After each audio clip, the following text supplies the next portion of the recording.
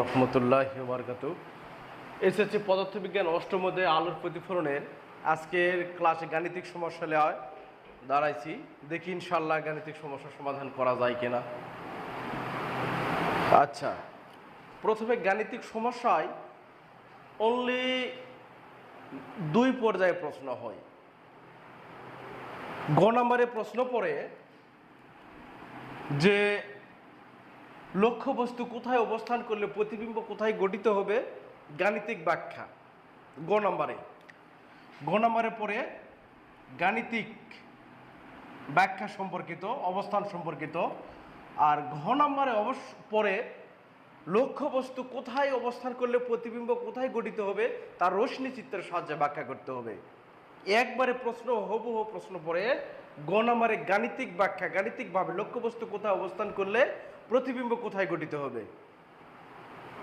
8 নম্বরের গাণিতিক অংশটা খুবই সহজ, একটু বুঝতে হবে সামান্যটুকু। কি বললাম? ঘ নম্বরে রশ্মি চিত্রের সাহায্যে ব্যাখ্যা করতে হবে। দেখি রশ্মি চিত্রের সাহায্যে কিভাবে ব্যাখ্যা করা যায় এটা আমরা আগে দেখি, তারপরে আমরা গাণিতিক ব্যাখ্যা করে রশ্মি চিত্রে যাব। তাহলে রশ্মি চিত্রটা কিভাবে ব্যাখ্যা করবো যে লক্ষ্যবস্তু কোথায় অবস্থান করলে প্রতিবিম্ব কোথায় গঠিত হবে। মূলত অবতল দর্পণ সম্পর্কিত হিসাব নিকাশ এখানে আসে। অবতল দর্পণ, তাহলে অবতল দর্পণের ক্ষেত্রে কি ঘটনা ঘটবে যে লক্ষ্যবস্তু কোথায় অবস্থান করলে প্রতিবিম্ব কোথায় গঠিত হবে, এটা আমরা একটু দেখে নেই। দর্পণের মেরু পি, ফোকাস এফ, বক্রতার কেন্দ্র সি, এটা আমরা জানি পিএফ এবং সিএফ সমান। আচ্ছা, লক্ষ্যবস্তু যদি অসীমে অবস্থান করে, অসীম মানে 1, এটা একটা ছয়ের নিয়ম। দেখি অসীম এবং বক্রতার মাঝখানে বক্রতার কেন্দ্র এবং ফোকাসের মাঝখানে, ফোকাস এবং মেরুর মাঝখানে লক্ষ্যবস্তু অবস্থান করলে প্রতিবিম্ব কোথায় গঠিত হবে। তাহলে সে মনে করলাম লক্ষ্যবস্তু বক্রতার কেন্দ্র এবং ফোকাসে অবস্থান করতেছে, তাহলে প্রতিবিম্ব কোথায় গঠিত হবে। তাহলে 6-4 সঙ্গে বক্রতার কেন্দ্র এবং ফোকাস মানে অবস্থান হলো 4, তাহলে প্রতিবিম্ব কোথায় গঠিত হবে, 6 মিলাতে হবে। তাহলে এর সাথে কত যোগ করতে হবে, 2, তাহলে আসে 6।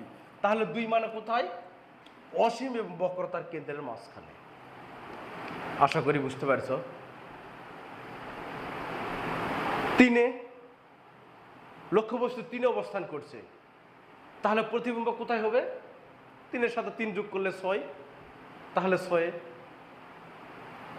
আর অবতল দর্পণের বৈশিষ্ট্যটা আমি বেসিকে আলোচনা করছি যে সবসময় বাস্তব উল্টু প্রতিবিম্বটা কেমন হয়, উল্টু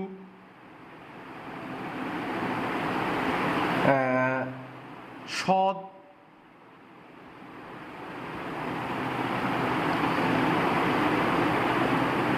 বিবর্ধিত বড়। এখানে কথা আছে, একটু দেখি আমরা।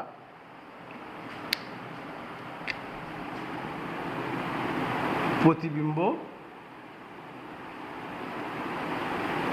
সামনে গঠিত হবে, এই 5টা বৈশিষ্ট্য বলছিলাম আমি। তাহলে দেখি এখানে লক্ষ্যবস্তু যদি 1-এ অবস্থান করে, 1 নম্বরের বৈশিষ্ট্যের ক্ষেত্রে আমরা যত সামনে যাব প্রতিবিম্ব তত বড় হবে। সেটা 1 থেকে 5 পর্যন্ত অবতল দর্পণের বৈশিষ্ট্যকে ফলো করবে, 6 নম্বরে উত্তল দর্পণের বৈশিষ্ট্যকে ফলো করবে। তাহলে 1 নম্বরে যদি লক্ষ্যবস্তু যদি গঠিত হয়, তাহলে প্রতিবিম্ব কোথায় গঠিত হবে দেখি। এটাকে আমি ছোট করে এখানে আঁকাচ্ছি, পি এফ সি। তাহলে লক্ষ্যবস্তু অসীমে অবস্থান করতেছে, অসীম মানে 1, তাহলে প্রতিবিম্ব কোথায় গঠিত হবে, 5-এ। 5 মানে হলো, তাহলে লক্ষ্যবস্তু কোথায় আছে, অসীমে।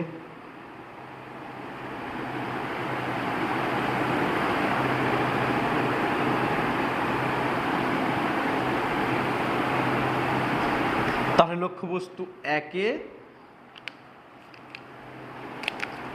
প্রতিবিম্ব ফোকাস মানে 5।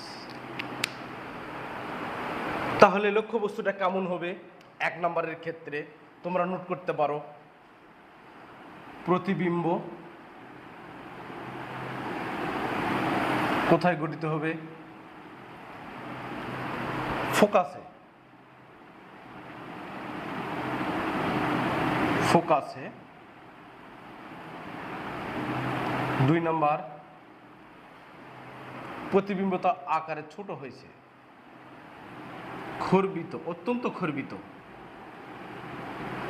অত্যন্ত খর্বিত, অত্যন্ত খর্বিত, প্রতিবিম্ব উল্টু ব্যস্ত।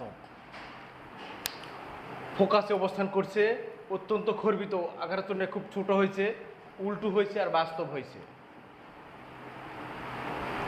এবার আমরা 2 নম্বরে আসি। 2 নম্বরে যদি অবস্থান করে,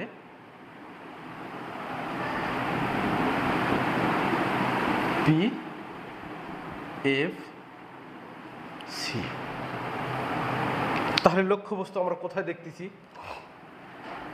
অসীম আর বক্রতার কেন্দ্রের মাঝখানে, মোটামুটি এখানে ধরে নিলাম লক্ষ্যবস্তু অবস্থান করে। তাহলে 2-এ যদি অবস্থান করে, প্রতিবিম্ব কোথায় হবে? 4-এ। 4 মানে কোথায়?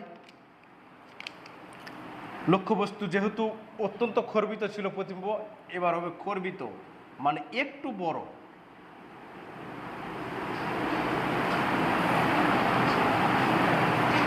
এখান থেকে সোজা একটা ফোকাস দিয়ে যাবে।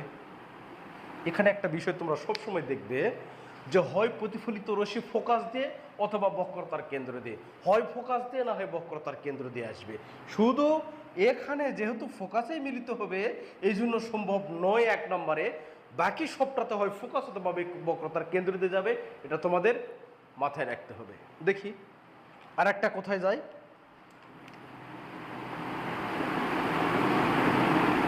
এই যে বক্রতার কেন্দ্র দিয়ে, এই যে বক্রতার কেন্দ্র দিয়ে যায়। তাহলে এটাতে কি হবে? 2 নম্বরে হবে অসীম, আচ্ছা 4-এ ফোকাস,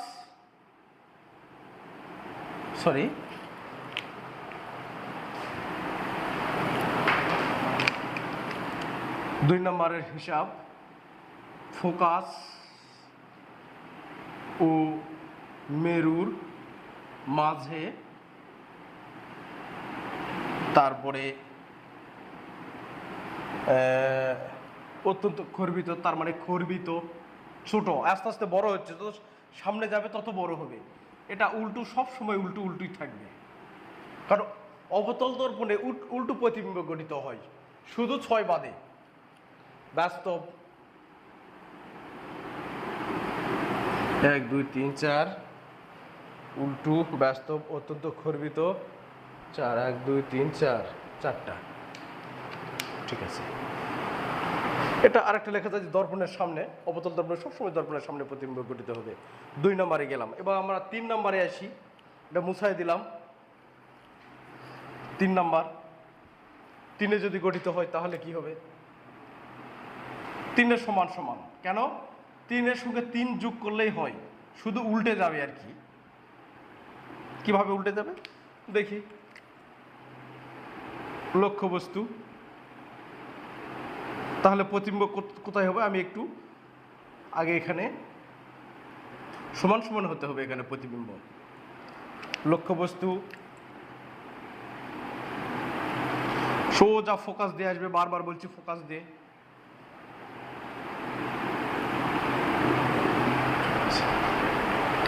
তাহলে 2 নম্বরে 3 নম্বরের ক্ষেত্রে কি লিখতে পারি আমি? এটা 3-এর ক্ষেত্রে বক্রতার কেন্দ্রে,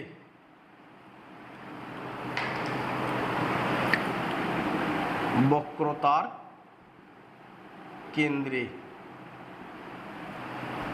লক্ষ্যবস্তু সমান, লক্ষ্যবস্তুর সমান উল্টো আর ব্যস্ত সবসময়। তাহলে এটা 3-এর হিসাব শেষ। এবার আমি আসি 4-এর হিসাবে। 4, তাহলে 4-এ মানে ফোকাস এবং মেরুর মাঝখানে, ফোকাস এবং মেরুর মাঝখানে।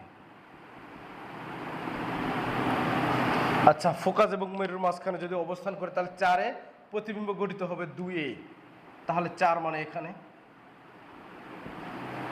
প্রতিবিম্ব গঠিত হবে এখানে, মুছে দিলাম।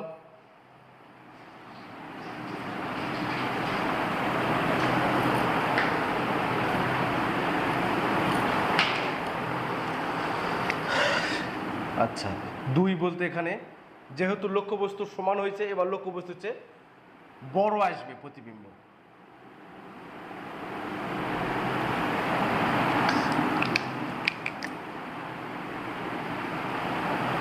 ফোকাস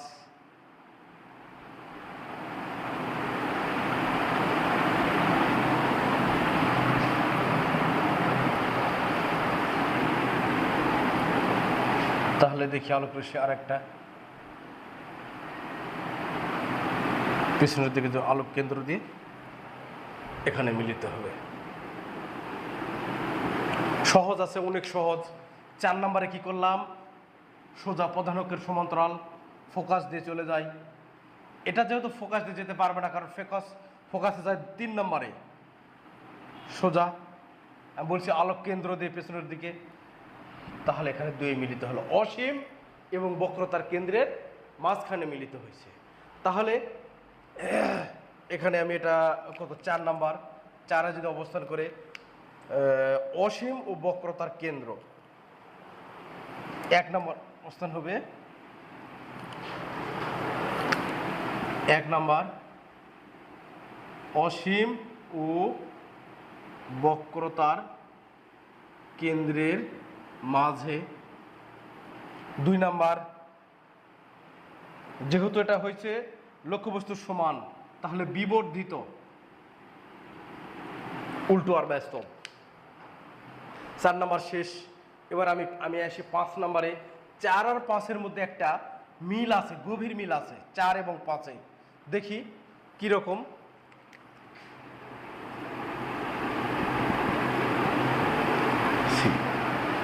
তাহলে 5-এ অবস্থান করলে অসীমের দিকে অবস্থান করবে। দেখি 5 বলতে অসীম বলতে পেছনের দিকে চলে আসবে। তাহলে দেখো আমরা কি করছি, যে একটা আলোক রশ্মি এখান থেকে আমি স্কেল দিয়ে সোজা করে, সরি আর একটু বড় দিতে হতো, এটা স্কেলের মাপ হলে একটু বেশি ভালো হয়। হ্যাঁ, দেখি। তাহলে আমি বলছি সব সময় ফোকাস অথবা বক্রতার কেন্দ্র, ফোকাস অথবা বক্রতার কেন্দ্র। এখানে কি হচ্ছে, এখানে বক্রতার কেন্দ্র দিয়ে আরেকটা কি করবে, প্রধানকের সমান্তরালে অসীমের দিকে চলে যাবে, অসীমের দিকে। এটা কখনো মিলিত হবে না। 4-এর সঙ্গে 5-এর একটা মিল আছে। তাহলে প্রতিবিম্ব কোথায় গঠিত হবে, অসীমে।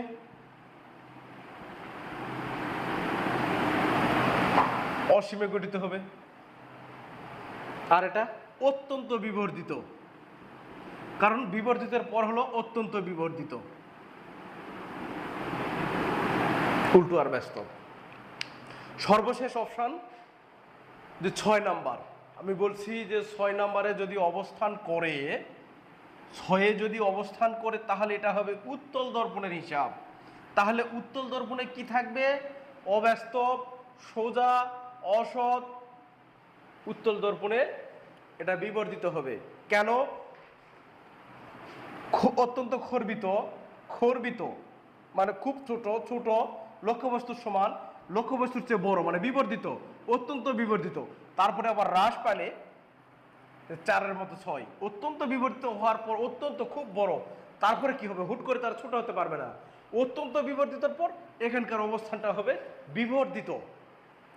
তাহলে এটা মূলত উত্তল দর্পণের বৈশিষ্ট্য পাওয়ায় এটা অবাস্তব, এটা সোজা, অসৎ, বিবর্ধিত, প্রতিবিম্ব পেছনে, প্রতিবিম্বটা পেছনে গঠিত হবে। তাহলে কি বললাম, শুধু বিবর্জিতটা এখানে মিল থাকবে, বাকি সবটা চেঞ্জ হয়ে যাবে। সেটা কেমন হয়? আচ্ছা দেখি। 6 অবস্থান করছে, মেরু ফোকাস 6 অবস্থান করছে, মানে লক্ষ্যবস্তুটা এখানে অবস্থান করছে,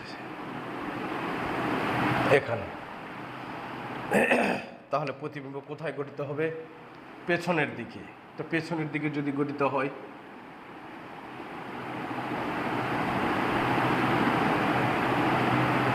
ডাইরেক্ট পেছনের দিকে, মানে বলছিলাম ফোকাস দিয়ে যাবে, সরি ফোকাসের সামনে দিয়ে, ফোকাসের সামনে, ফোকাসের সামনে, সিসি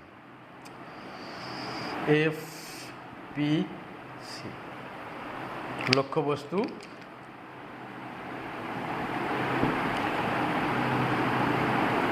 প্রতিবিম্ব কোথায়?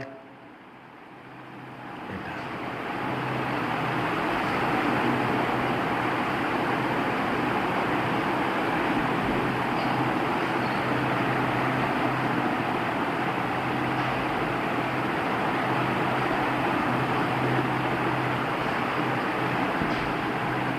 প্রতিবিম্বটা এখানে